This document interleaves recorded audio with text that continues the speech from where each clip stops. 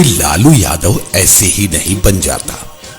बिहार में पहली बार 1977 में पहली बार कोई छात्र नेता जेल से हथकड़ी पहने नामांकन पत्र भरने आया और 3,75,000 वोट से चुनाव जीतकर मात्र 29 वर्ष की उम्र में छपरा से सबसे युवा सांसद लोकसभा में पहुंचा। 10 मार्च 1990 को पहली बार कोई व्यक्ति मुख्यमंत्री पद का शपथ राजभवन की बजाय गांधी मैदान में आम जनता के सामने लिया। 1990 में पहली बार कोई ऐसा मुख्यमंत्री हुआ जो मुख्यमंत्री आवास और सरकारी गाड़ी छोड़कर बड़े भाई के चपरासी क्वार्टर्स में रहने और साइकिल की सवारी करने का फैसला किया। पहली बार मुख्यमंत्री पद संभालने के पश्चात जनता से पहली मुलाकात में कहा, वोट का राज मतलब छोट का राज। आप लोग मालिक हो, मालिकों पर अत्याचार नहीं चलेगा। पहली बार किसी मुख्यमंत्री ने बेली रोड, अशोक राजपथ, बुद्ध मार्ग और कदम कुआं रोड पर रिक्शा वालों, ठेला वालों और दैनिक मजदूरी करने वालों के लिए 300 रैन बसेरे बनवाए। पहली बार किसी मुख्यमंत्री ने ऐलान किया कि सरकार पटना क्लब की 60% जमीन वंचित तबकों के लिए आरक्षित करेगी। डोम, चमार और उन जैसी जातियों के लोग पटना क्लब में शादी की पार्टियां आयोजित कर सकेंगे।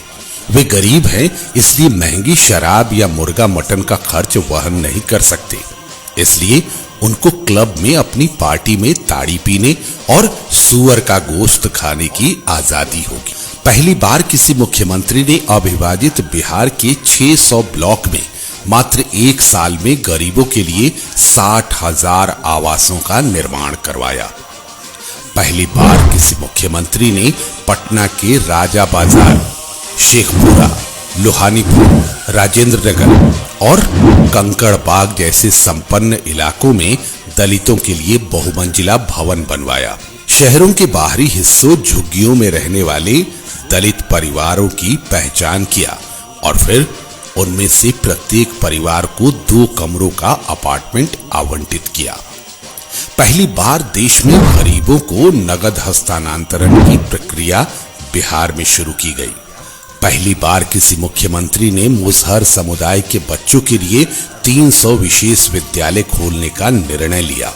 साथ ही 150 चरवाहा विद्यालय खोला गया, जहां मवेशी चराने वाले बच्चे अपने मवेशी साथ लेकर विद्यालय जा सकते थे, क्योंकि विद्यालय परिसर में मवेशियों को चराने की भी व्यवस्था थी।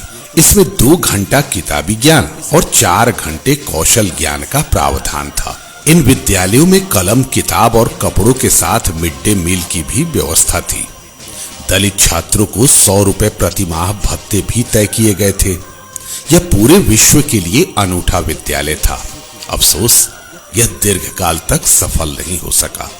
पहली बार किसी मुख्यमंत्री ने सख्ती से कहा कि पुलिस थाने आने वाले गरीबों को बैठने के लिए कहें, उनके साथ सम्मान के साथ पेश आएं। यदि उनकी शिकायत में दम हो तो उस पर कार्रवाई करें। यदि ऐसा न हो तो आप उचित कारण बताकर प्राथमिकी FIR दर्ज करने से मना कर सकते हैं, लेकिन उनके साथ दुर्व्यवहार न करें। इसी तरह के विकास का सोच रखने वाले बिहार का लाल, बिहार का बेटा, पूर्व उप मुख्यमंत्री, नेता प्रतिपक्ष श्री तेजस्वी प्रसाद यादव, जो लगातार अब तक कोरोना काल के साथ बाढ़ की त्रासदी में भी असहाय, असहज छात्र, नौजवान, किसानों, मजदूरों, बेरोजगारों के बीच स्वयं उपस्थित होकर खाद्यान्न से लेकर बिहार के श्रमवीर जब दूसरे राज्यों में लॉकडाउन के कारण त्राहिमाम कर रहे थे, तो उन लोगों को अपने घर तक लाने के लिए पुरजोर मेहनत की। इसलिए छात्र, नौजवान, किसान, मजदूर, बेरोजगार और व्यवसायी लोगों से आग्रह है कि माननीय नेता प्रतिपक्ष श्री तेजस्वी प्रसाद यादव जी के कदम से कदम मिलाकर चलें और बिहार को नई ऊर्जा के साथ एक नई ऊंचाई और नया आयाम दें। राष्ट्र की जनता दल जिंदाबाद, लालू यादव जिंदाबाद, बिहार की जनता जिंदाबाद।